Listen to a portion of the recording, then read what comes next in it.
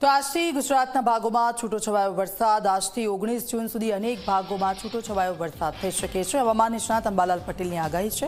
સૌરાષ્ટ્ર, ઉત્તર ગુજરાત અને મધ્ય ગુજરાતના ભાગોમાં ભારે પવન સાથે વરસાદ થશે। ભાવનગર, બોટાદ, દ્વારકા, પોરબંદરમાં ગાજવીજ સાથે વરસાદની શક્યતાઓ વ્યક્ત કરવામાં આવી છે। મુંબઈમાં ચોમાસું અટકી ગયું છે કારણ કે પૂર્વ ભારતમાં ચોમાસું સક્રિય છે।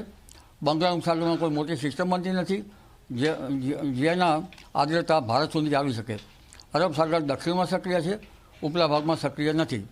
હવે તારીખ 15 જૂન બાદ કદાચ થઈ શકે મુંબઈ મહારાષ્ટ્રમાં અને ધીરે ધીરે તારીખ 19 સુધીમાં ગુજરાતમાં વરસાદ થવાની શક્યતા રહે છે। ભારે ગાજવીજ અને વીજળીના પ્રપાત કેટલાક ભાગમાં થવાની શક્યતા રહે છે। વચ્ચે પવનની ગતિ ઓછી પણ થઈ જાય।